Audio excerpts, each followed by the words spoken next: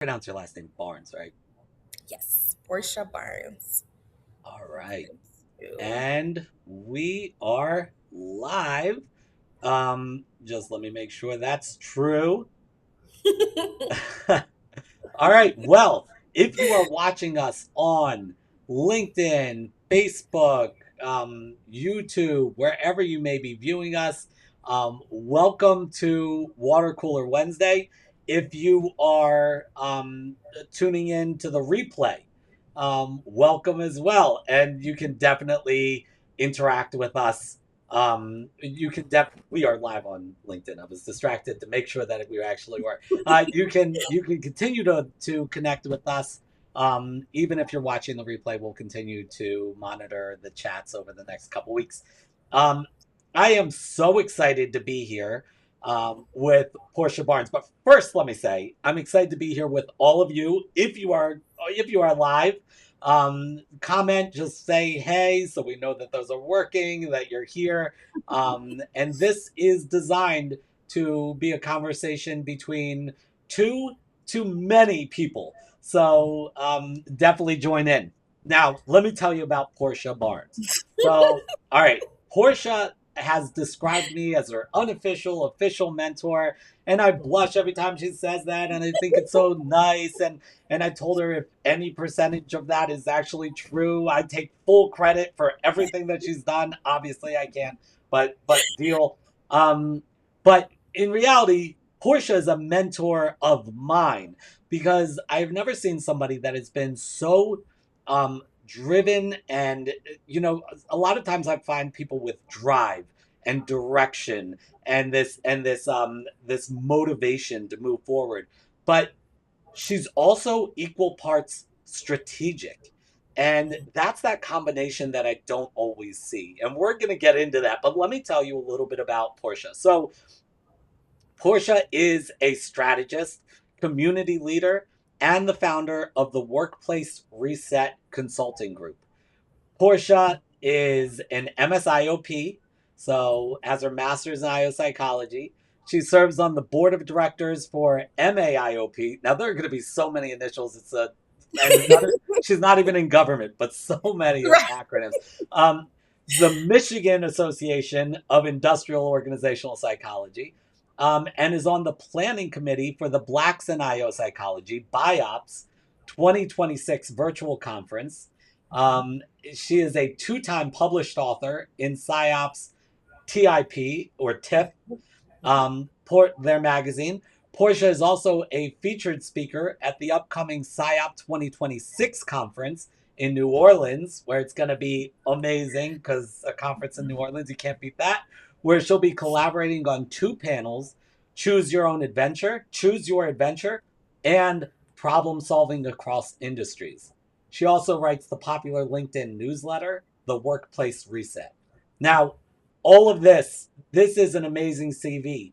What makes this CV even more amazing is that I met Portia less than a year ago when she was a master's student yet to graduate, trying to figure out how to break into the IO world and start her IO consultancy. She has done all of this in less than a year, which is absolutely amazing, and what I really felt we needed to bring her in for, because I think that that's exactly what so many people can benefit from hearing about, whether you are a budding thought leader yourself, somebody that's new in their industry, any of my grad students or recent alums who are looking to break into the IO psychology world and won't take my advice. Please take Portia's today.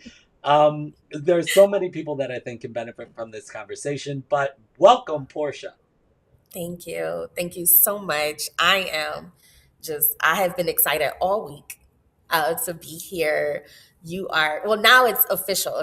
I'm removing the unofficial from your title. But yes, you have definitely been a game changer in my life. So I was very humbled and excited to be here with you today.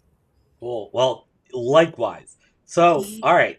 But I'm going to put you through some pain first because we've got to do the 6 and 60 before we get into all of this. So, So Portia, I gave her a quick rundown, and I'm going to ask you 6 rapid-fire questions in 60 seconds. Okay. But for those of you who have not seen the water cooler before, this is the opening portion where there's 6 questions. Portia gets a total of 60 seconds to Mm. answer all of the 6 questions. And if she doesn't get her answers for all 6 in time, then the interview just ends there. No, Oh, I'm kidding about that part. I'm kidding about that part. I tend to be pretty lenient. But all right, let's kick this off. Are you ready? I'm ready. Yep. Give us the best career advice that you have ever received in 5 words or less. Keep it simple, stupid. What's one trait every leader should have? Empathy. Love it. You went from property management to IO psychology. What is the most surprising skill what that was transferable that transferred between the two? Hmm. I would say um, fortitude, Mm. What's having fortitude or drive. we're Yes. gonna we're gonna dive more into that one for sure. What's Mhm. one book, podcast, or other resource that significantly influenced your thinking recently? That's easy. IO Coffee House with Juliet. That It's also Juliet changed. Aiken. Yes, Nice. Juliet. Again. Yes. Um, Outside of work, what is one thing you're most passionate about? Oh, My and you kids. failed, by the way. Time's Oh up. my gosh. But let's keep it going. Outside of work, You what is know, one Family thing? Feud, they give you like 2 seconds if you're already answering, okay? Right. So it could be me. I ask long questions. But outside of work, what is one thing you're most passionate about? My kids. My kids, my husband, my family. Good answer. Yes. And finally, finish this sentence. The future of work is. Inclusive. Mm, love it. Yes. Okay. So, all right, great job. Well, mediocre job. Oh, it's Well, on fine. the timing, mediocre, but like on the answers, the depth of the answers, I think that was absolutely great. Okay. It's so funny because in a prior to jumping on, we realized that Juliet Aiken is a connecting IO, Mhm. thought leader for us, and Yes. mentor for us. So that's pretty cool. Yes. The IO psychology world is a small one. So, Hmm. okay, I want to start with your origin story because, Okay. first of all, I'm a big superhero movie nerd, Mhm. and like I love all those. But I really am a nerd for like the first movie with each superhero because seeing how they develop their powers and how they came to this, I think is just so fascinating. So, how do you develop your powers? What brought you to IO psychology? So, like you said, I was in property management, real estate for almost 15 years and in middle management. So I had staff, employees, vendors report to me directly for many years. And I began, for maybe the last 4 or 5 years, I realized that I was losing quality employees. And the reason just became more and more frequent. It's not you, Portia. It's the culture. It's, above you. It's decisions being made above you. Um, they don't care about me. I've heard that so many times. I'm just another cog. Um, and ultimately, it boils down to not investing in the culture of an organization, not understanding employee motivation, all of those things. At the time, I didn't have the language for that. I was very, very blunt. Like, you need to start caring about these people, you know. But I felt like I wasn't being heard in the ways that I needed to, and I needed to make sure that I had all the tools that I needed to get into the rooms necessary to begin advocating for change and just systematic change, right? Because culture starts at the top. So I started researching and I'm like, maybe I need to get another degree. Maybe I just need better language to advocate for myself, for the staff and everything. And I did research probably for about 6 months or so, 4 to 6 months, and found the IO psychology program at North Central University. And I promise you, as soon as I read that full curriculum, I was like, this is it. Huh. Like, I found it. And registered with, talked to my husband about it. And I'm like, hey, I kind of want to do a thing. It's going to last, it's not long, just a couple years. It's going to last a couple years. And, but I think it's the next step for me. I think it's what I need to do. And, he was very supportive of me. I enrolled in David, my very first class. I was in love. Huh. I, I was absolutely in love. My professor was amazing. That was her gift, being the intro into IO psychology. Like, she's perfect for it. And that was it. I was like, here I am. I'm yours. And went through the program, found the language, and my goal was to go back into the industry, and not just this one, and just really be able to truly help change the workplace culture and the status quo of how we treat employees, of how we are engaged, of the disconnect that I see so often between upper management, corporate level ownership, whatever the hierarchy is, and try to bridge that gap. And Yeah. so that's my humble beginning. That's what led me down that path. And I am forever grateful that I betted on myself and had a supportive husband to encourage me to do this, because I am home. This is where I should be. Yeah. And I love it. That's great, and it takes so much bravery and commitment from you and your husband. You've got two kids, you've got a good job, and then having to make that hard choice that you're going to pivot. Now, what's fascinating about you to me is that I hear these stories a lot. When with our master's program at Maryland, when we're interviewing people, so often I hear things like their why is because of the poor leadership that they've worked under, or they want to learn the tools, the language, or they want to figure out how to create more inclusivity and things like that, right? So the same sort of things that are driving them toward it.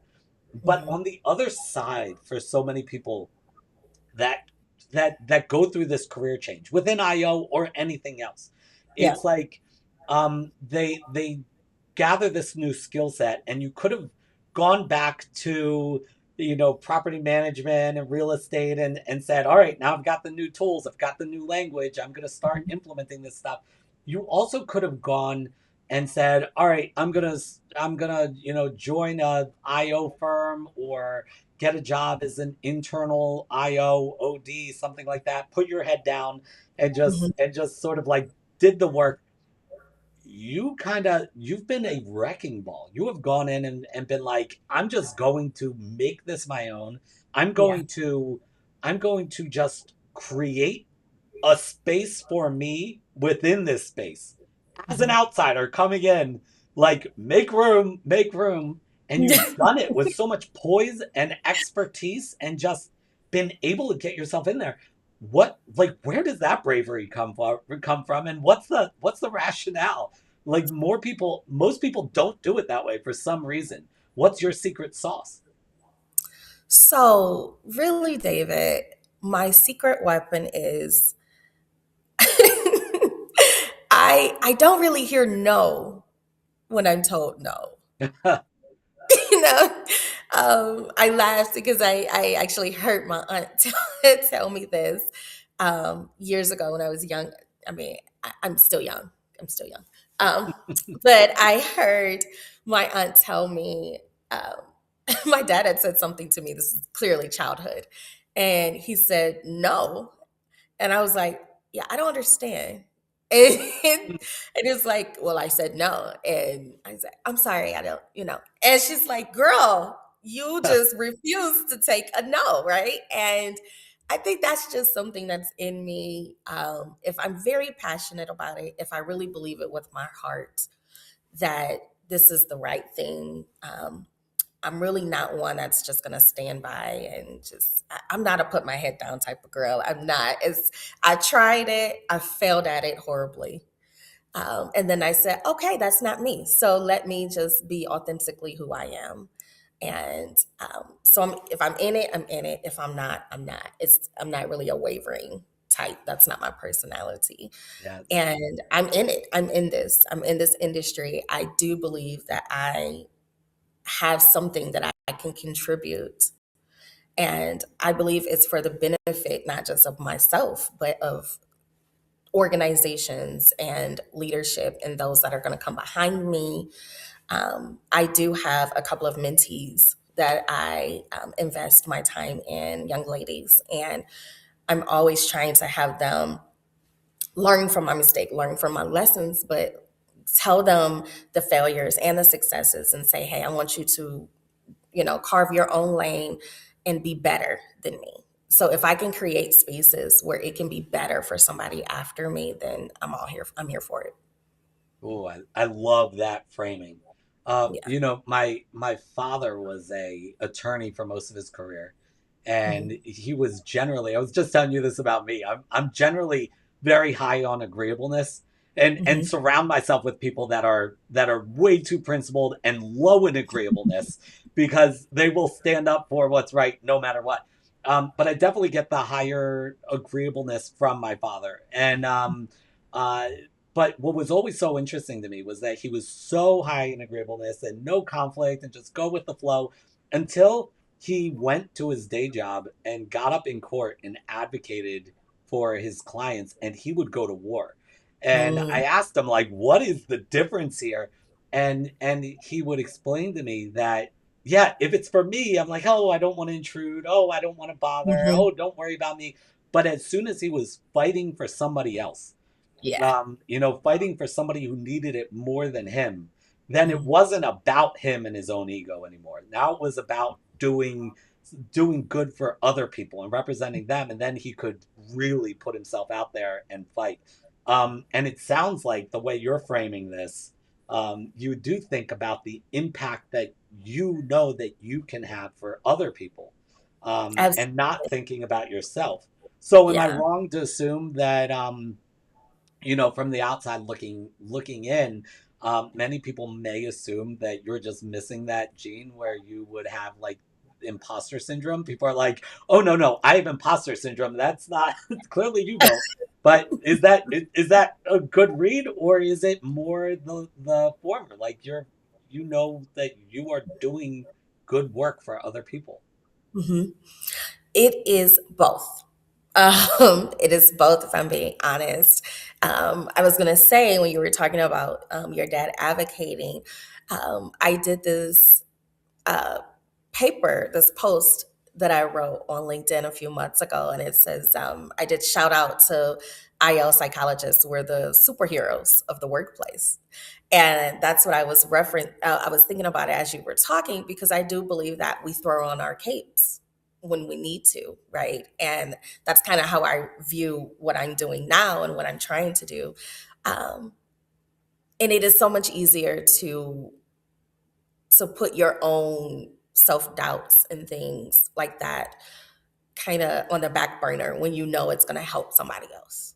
Um, Growing up, my mom, it was my last year in college, and um, it was a lot going on. And I called my mom and I was like, Mom, this is super duper hard, and I don't know if I'm going to make it. And, all the things you let down your guard with your mom, and you're, like, woe is me, and hold me, mommy, all that stuff.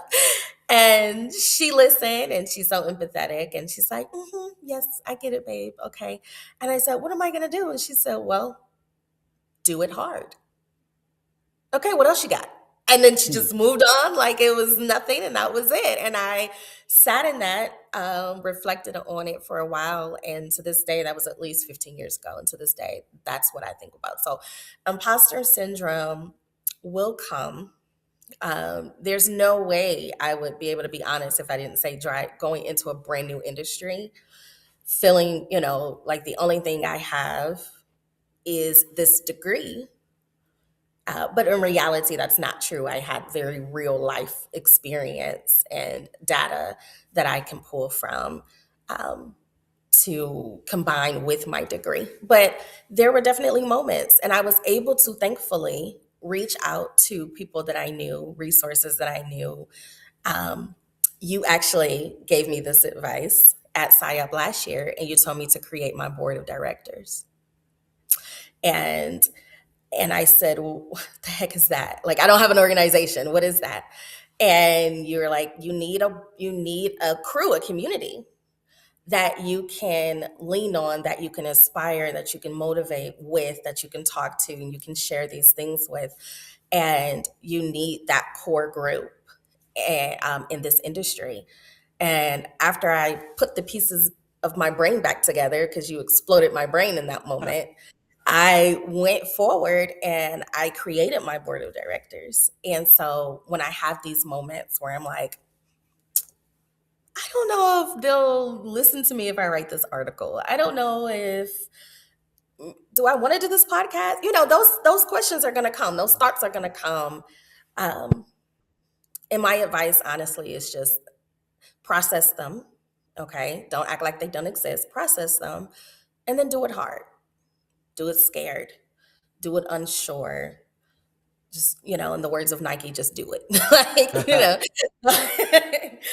just push through, because you score 0 points if you don't ever take the shot, right?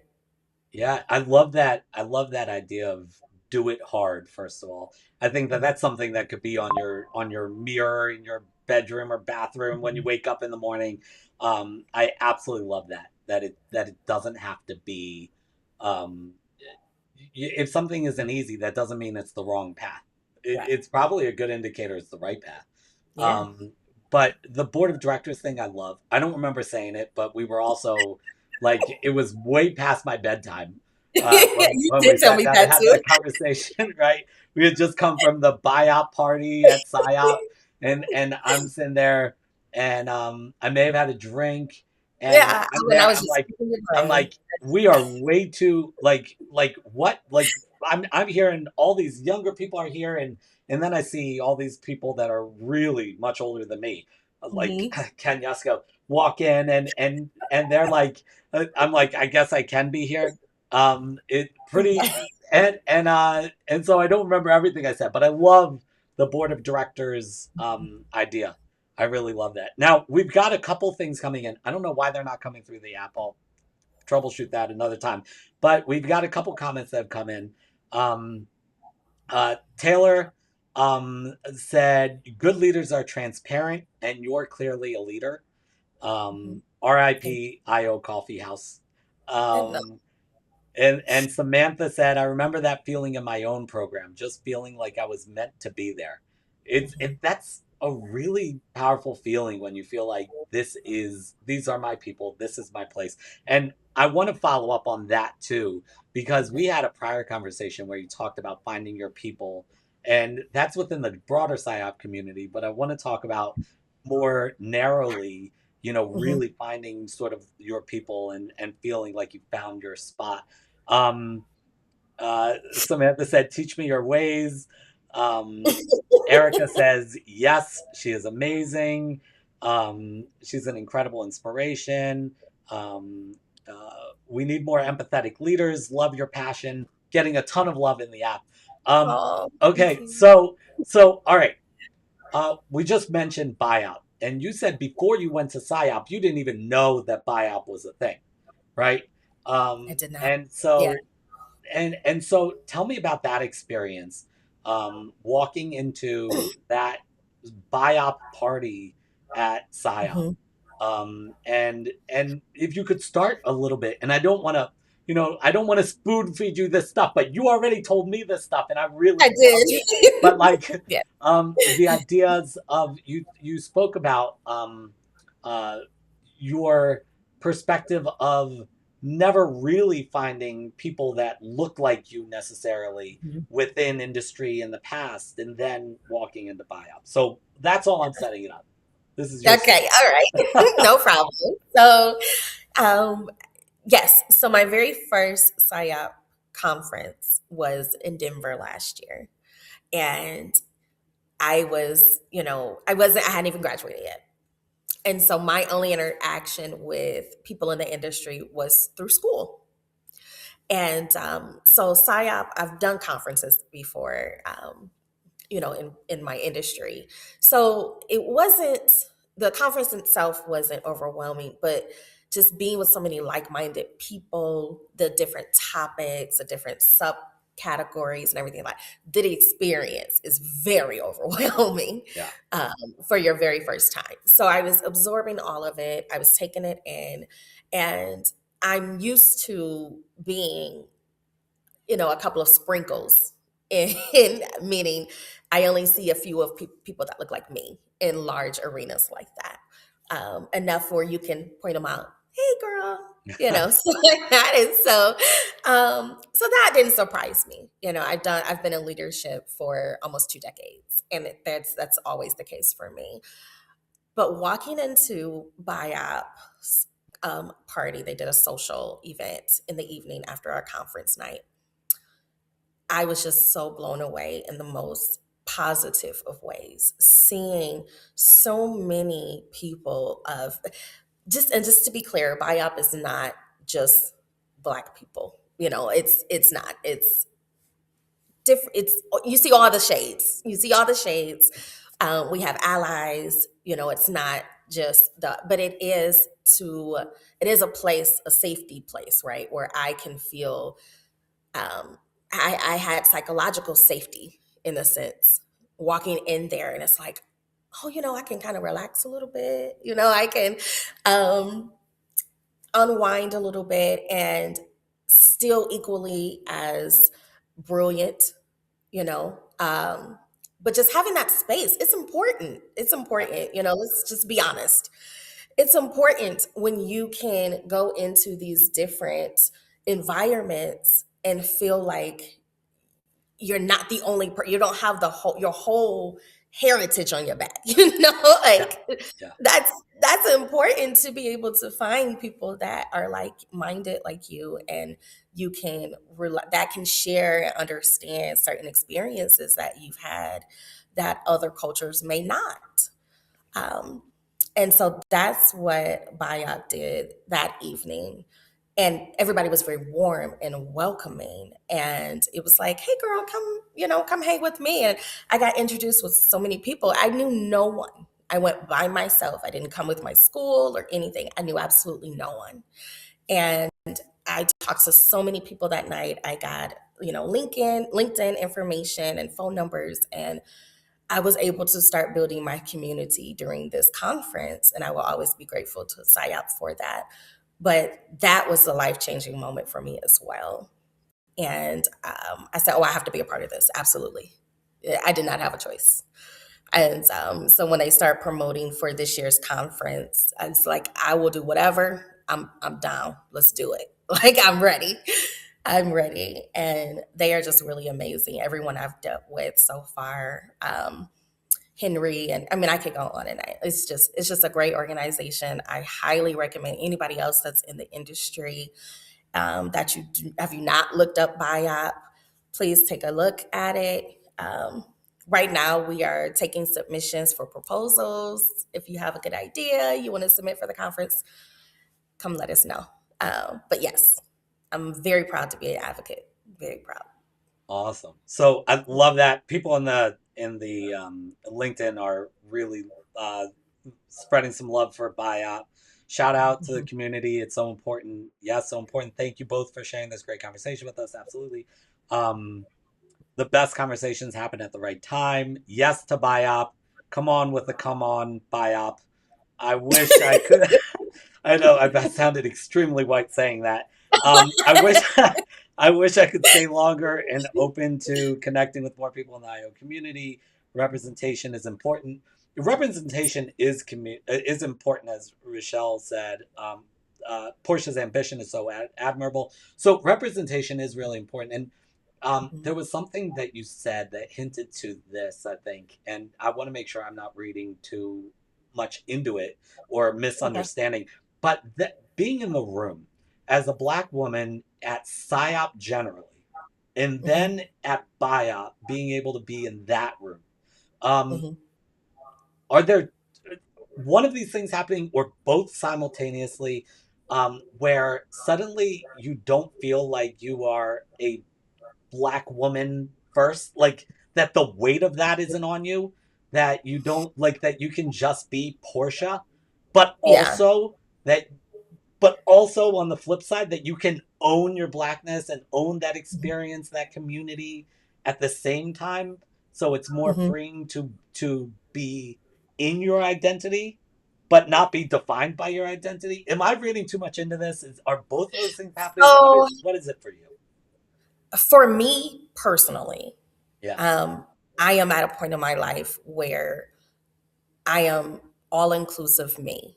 I am a Black female professional, IO psychologist, mom, wife. I'm all of the things all of the time. So no Hmm. matter the space I'm in, no matter the environment, I am showing up fully, authentically me. How you decide to deal with me, right? Uh, Deal with you. will decide how we engage with each Yeah. other. But I'm no longer dipping in and out between the spaces that I've just grown too much and learned too much and therapy too much to continue doing that. And I don't feel like I should. So whether I'm walking into PsyOps conference or BIOPS party or MyOps, because I'm, on the board with MyOp as well. And it really doesn't That is matter the space. Michigan IO psychology. Yep, that's the Michigan chapter of PsyOp. And yeah, I so that's just me personally. I can and have endured me having to kind of, or in your words, feeling like, oh, okay, I can actually just be Portia first and not this African American woman who happens to be Portia. But today I am showing up exactly wholeheartedly Portia. That's awesome. I love that. Yes. And Yeah. so, whatever room you're in, you are you, and it might be received differently depending on the Hmm. room. But Absolutely. that's not your onus. Yeah. See, That's then it yeah, becomes a you problem and not a right, me problem. Yeah, right. I'm learning that. Shout out to my therapist because I have learned that it's not my responsibility to navigate and process someone else's feelings. Yes, Okay. yeah, It's my responsibility to navigate and process my own. So if I'm showing up exactly who I am, I'm doing the work for myself, I'm being authentically me. However, you decide to receive that, that becomes a you problem. love it. And I Yes. love how good PSYOP has become in fostering these different communities. I mean, Mhm. there's BIOP. Is the other one LIOP for Latino? Oh, I Some did. Yeah, I think it is. yeah. I have seen And that. Yeah. when I was at Denver, I went straight from helping the Jewish group Hmm. have a prayer service. Somebody called me and we need a 10th person for the prayer service. I'm like, oh man, well my mom will Okay. be really proud. I went straight from that to going to BIOP and and seeing those different communities. I think Hmm. there is something really really powerful Yeah, about that. So great. how important is it for people, that are in their communities, in their professional communities, to find these sort of, uh, I don't know what you would call them, resource groups? I don't know. But like, Yeah, but resource group is a great term. I yeah. agree. I think it's very important, especially I'm just a big believer of community, Mhm. period. And I think that I think it's important because it's so cliche, but it really is the truth. Two heads are better than one. I am very much, I like to know the whole story, and I like to know all sides of a situation. And I understand that I'm biased about my thoughts and my opinions. And so if I really want to get the truth of an issue or a topic, I have to bring somebody else in. It can't just be my own thoughts, right? It's not giving me a well-rounded mindset of anything, right? It's just, in my opinion, my humble opinion. So I do believe in the power of community, because you just don't know where someone else's perspective is and how they can shift yours and help you and grow you. I'm very much a learner of any situation, or I try to be anyway, of any situation that I'm in, and learner of people. And so I had a mindset of what I thought I would do when when I went to PSYOP last year. And then I met you. And my entire, I, but like, I basically like threw out my entire notebook and started over, because you were like, no, you should really do this. And and you remember I was taking notes, and I had a notebook full of other people's perspectives. And it changed my trajectory of how I wanted to move when I left. And that's just, where would I have been if I didn't listen, if I didn't talk, have conversations, engage in other people's perspectives? So community is so vital, in my opinion. Yeah. I think anybody coming into this industry, or you just finding yourself at any stage, it doesn't have to be a brand new, fresh start you're making, but in any stage, even someone's season. Like, I have people coming into the real estate industry brand new. So they have a new lens, right? I see the same stuff for 15 years. Right. I have a very older lens, but you never know what somebody else's perspective can do to change and evolve and grow what you're doing. So I think it's very important to welcome that. Don't shy away from it. That is so valuable. We got to get deeper into that, specifically having new voices, that new perspective. I remember we were working with a client with my class at UMD. We were working with a class client, an external client, and we were at this meeting with a bunch of their senior leaders, the client senior leaders. And one of my students, who was sort of like a straight from undergrad student, asked this question that was so simple and so whatever. And I remember like everybody just stopped, like, huh, we never thought about that. Like, I think it was like it was a big organization, and they had a lot of different brands within their organization, and every time you switched from one brand to another, you switched to a different email address. And this person said, wait, people have different email addresses depending on which brand they're working on, so they have to change everything. And the senior executives, like, in the room, were all like, huh, we never thought about that. And we're working with them to figure out how to collaborate better. And so it's like sometimes that newer voice is exactly what you need, that newer set of eyes. I also don't want to skip over the fact that we were sitting there, I don't know, maybe it was past my bedtime, so it was definitely past 8 p.m. Yes. But it was late at night. People went there to party. It was the buyout party, and then it poured into all these other parties, and you were sitting there like a total nerd with a notebook, And when I talk about how strategic you are, it was like the passion that you bring comes right through the screen. I don't think I have to explain that to anybody who's viewing this, but the strategy of having somebody that has that level of passion, that also is sitting there with a notebook and taking notes. And you told me in the past, going through those notes, and really trying to digest everything for a while afterwards. I think that that is so powerful and something that a lot of people don't do. You know, they go in with this general idea of what they want, and then they don't do that. But I want to move on to the next topic with you. But Okay. first, I want to tell you what people are saying in the chat. Okay. Um, um, Love that you were able to have psychological safety and new connections at the conference. Girl, no longer dipping in and out. That part. I think some people are just writing these things because they want me to reread them. I do. Uh, I'm really enjoying you saying them. Please continue. Absolutely 100. Only bringing our whole selves at all times. That's so freeing. You better talk your talk, Portia. I just Oh, love her. And so, okay, I really feel like people are just testing me. I'll read whatever they put in here. I I promise. appreciate So, it. Keep it okay, coming. so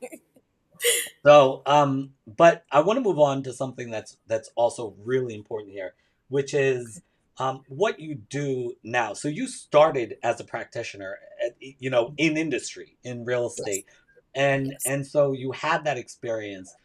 You brought that to IO psychology, and then you got all the theory and the frameworks and the research and things like that.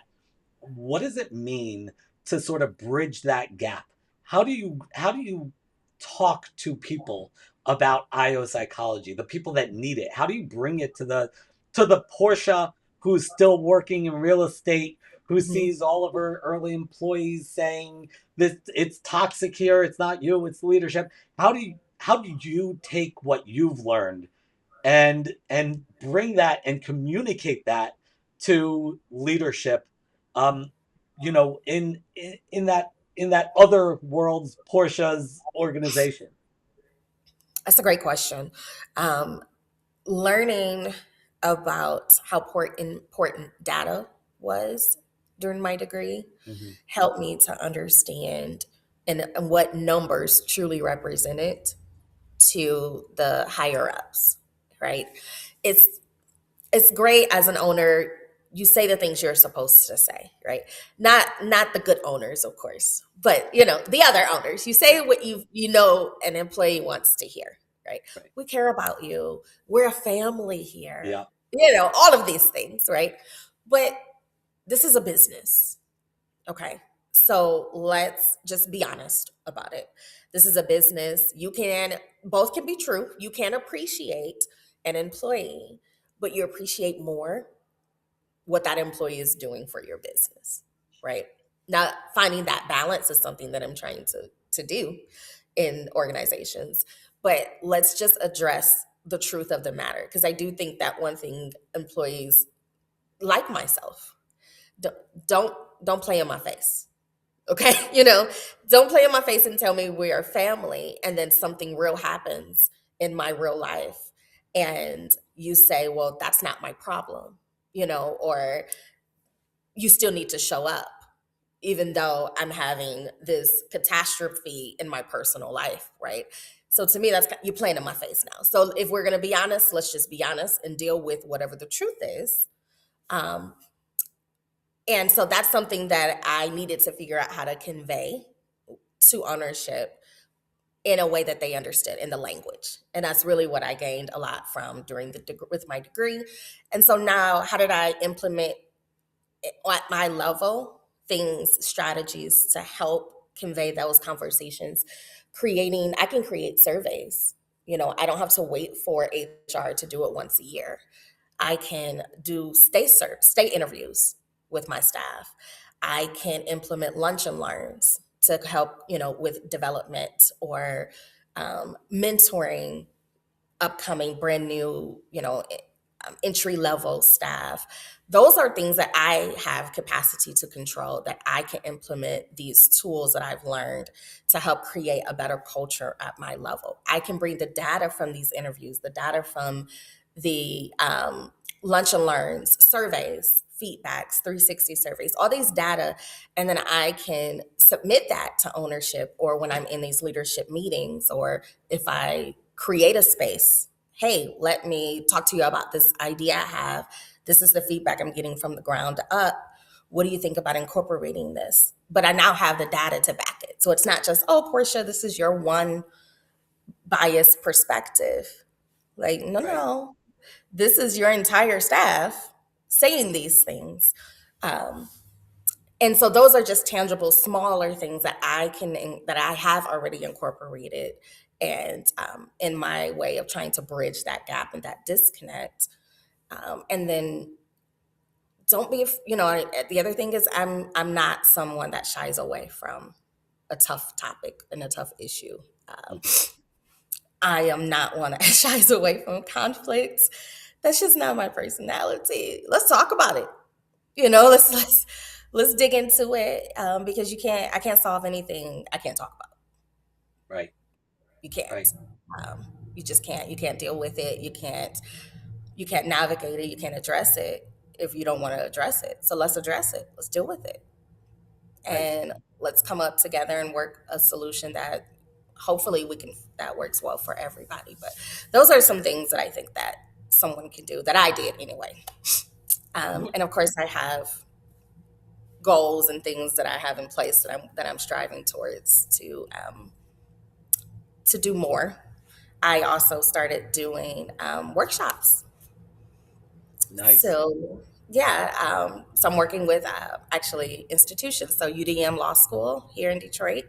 Great. I'll be doing facilitating a leadership workshop with them on how to better engage students during finals week, and incorporating emotional intelligence tools to help lower the stress of students, and acknowledging the stressors of faculty as well. So that's another avenue I've begun doing.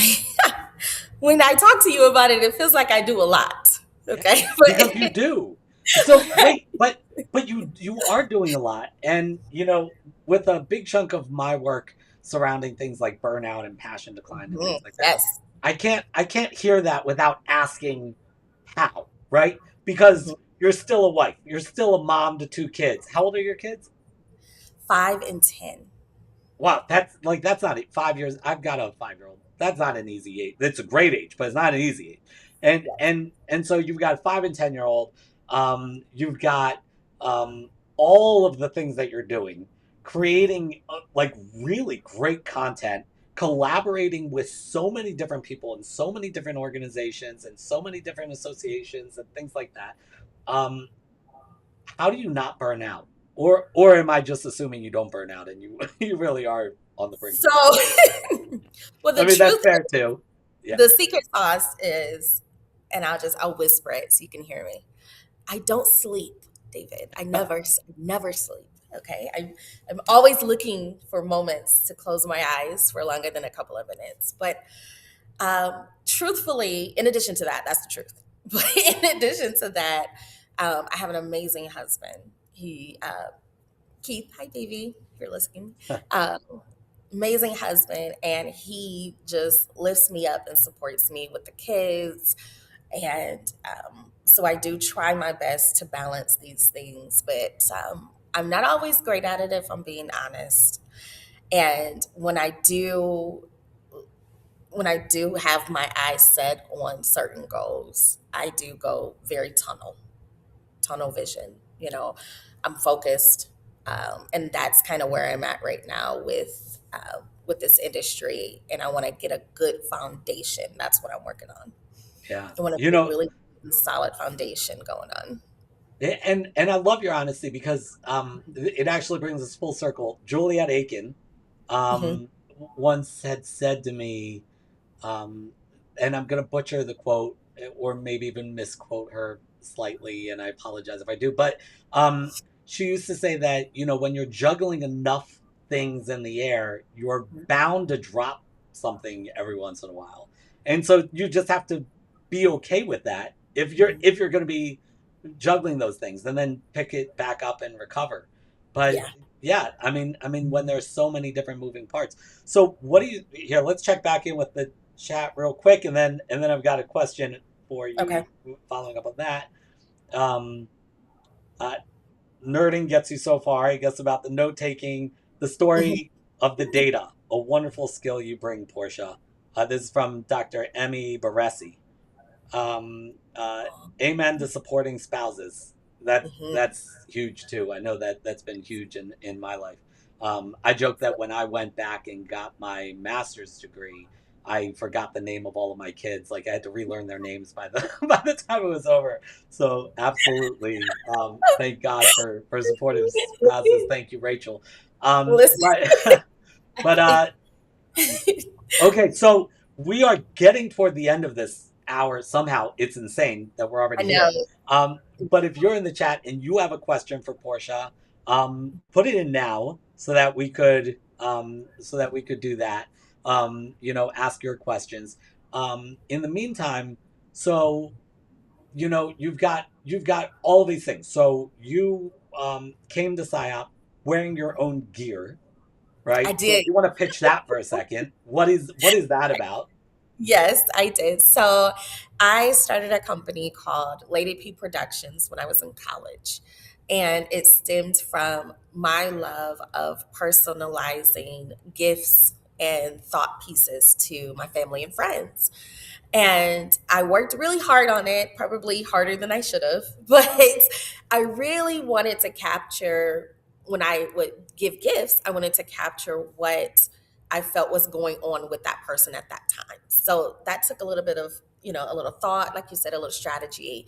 And from there, that kind of passion just grew. And I began doing custom t shirts. And during COVID, I was pregnant with my youngest and I was high risk. And so I wasn't working. Well, nobody was by March, but Okay. we found out we were pregnant in January. Wow. And so I was at home and, playing around. Customization has always been a passion of mine. But I really started getting flooded with ideas and really what I thought was some really good pieces, really good graphics that I was creating. And I said, okay, well, let me just put it out there here and see if somebody likes it. And let me just try this one. And it kind of took off. And so now I do customization of apparel, custom personalized gifts. I have some clients like realtors that hire me to do their like welcome home gifts and things like that for their clients. So of course, when I went to PsyOp last year, I'm online and I'm looking on Etsy, I'm looking on Google real fast, and I'm like, I need some shirts, right? I need some Perry. And nothing. I didn't find anything I liked. It was slim pickings. And I said, girl, you tripping. Make your own. So I did that. And I did a couple of designs. I think I did 3. I was there just 3 days. I did one for each day.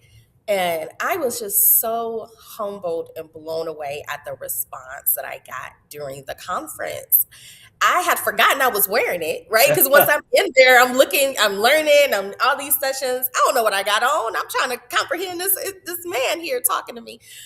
And I got stopped so much. I got orders, David. I got orders that I had to create a platform for the orders because that was not my intention whatsoever. I just wanted to I was excited. I was nerdy. I wanted to show like, hey guys, I'm like you. I'm IO here. And so that was very inspiring. That was very warming to my heart to see that people were like, we need more of this. We need this. Let's rep our industry, the thing that we Yeah. love. Let's show it. So I'm actually working on some right now, Nice.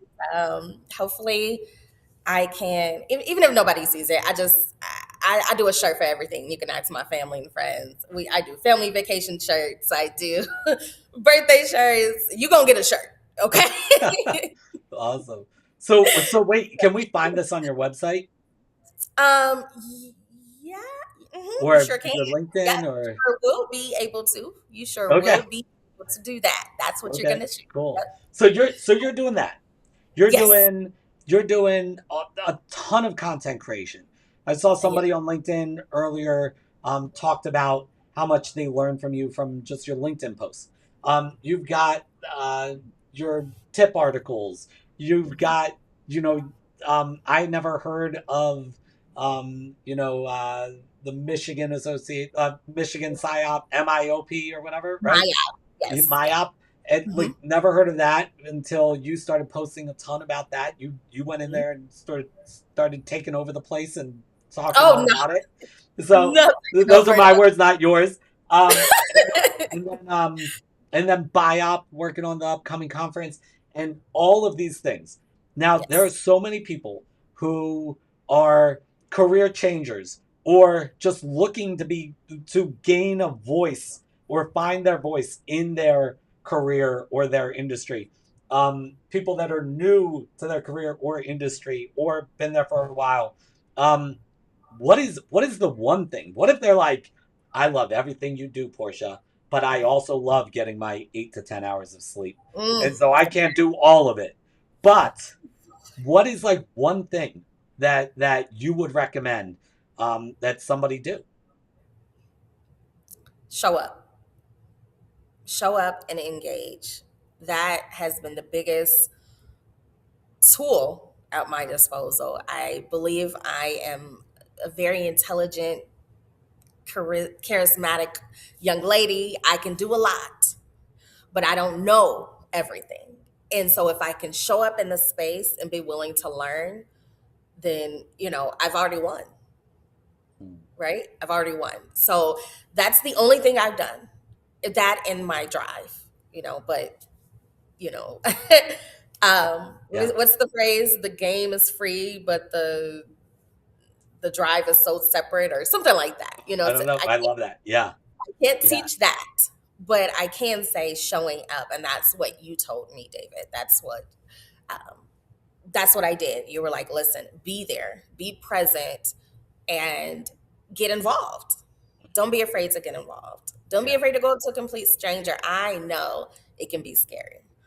I know it can be unsettling. What are you going to say? Are you going to fake this conversation or anything like that? But just be truthful. I walk up to strangers all the time like a crazy person, and I'm like, hey, David, my name is Portia. Teach me all your ways. Yeah, And you're yeah. either going to say, go away from me, crazy, or you're going to sit down and say, okay, let's talk. Right. So, Okay, what? here's the problem. You bring so much that it's like we've only got a few more minutes, and my mind's blowing up because you're saying so many things of value here, and we've got questions in the chat.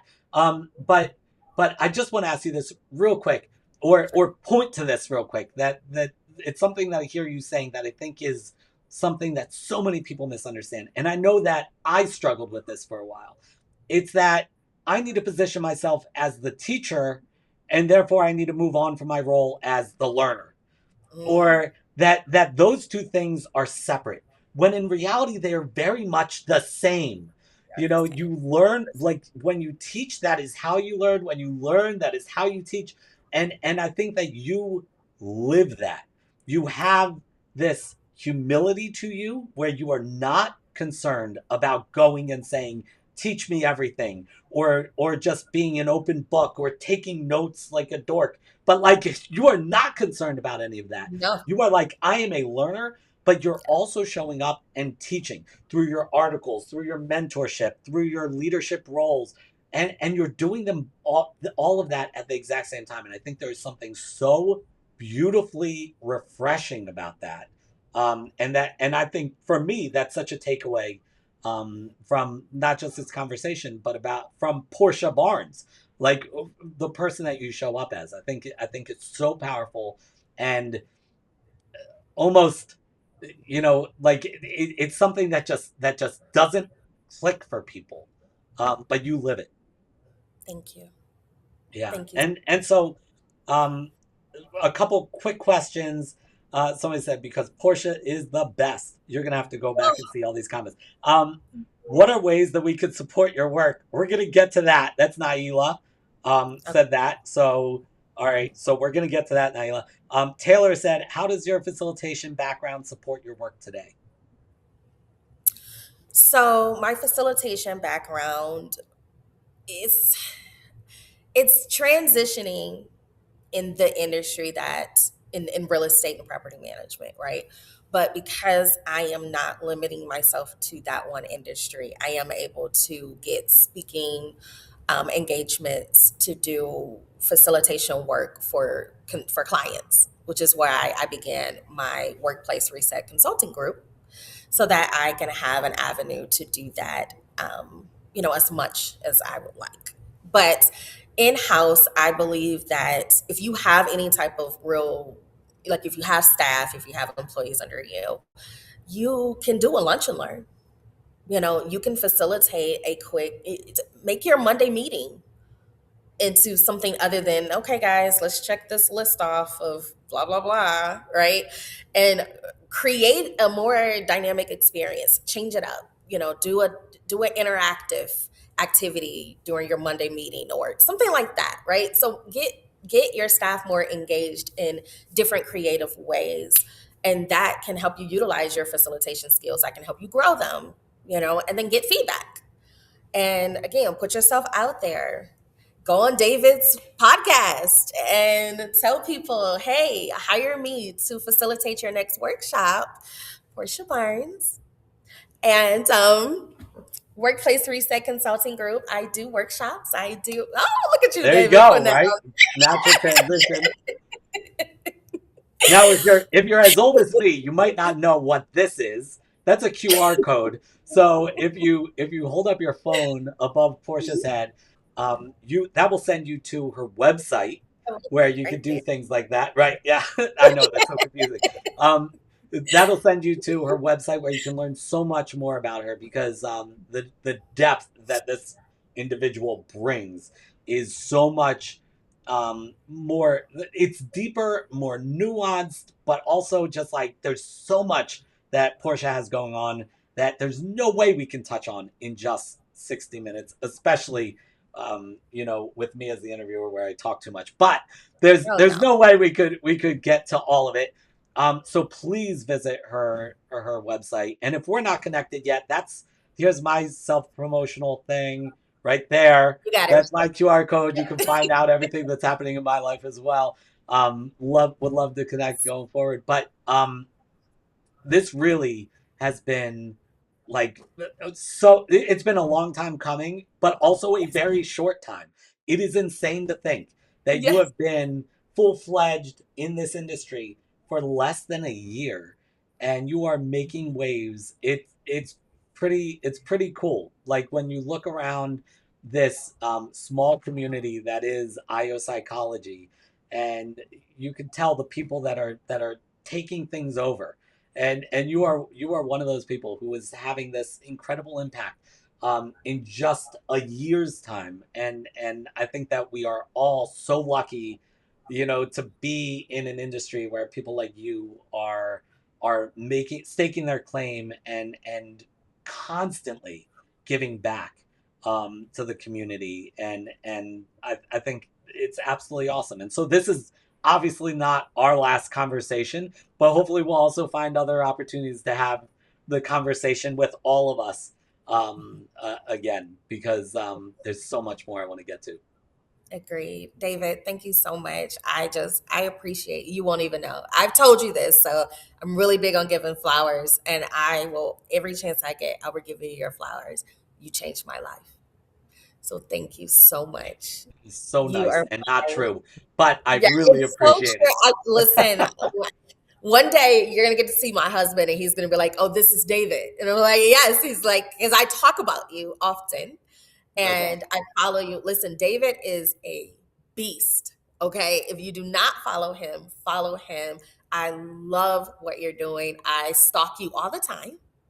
And you are my official mentor and Well, thank consultant. you. I get very uncomfortable with compliments, so now we've got to go. But that's Okay, okay. well, thank It you, was a Portia, pleasure. for being here, and also for those very kind words. And thank you, all of you, in the chat, LinkedIn, Facebook, YouTube, and all of you who watch this after the recording, Yes. after the live post. Thank you for being so involved in this conversation. All right, Thank we'll see you you next time. so much.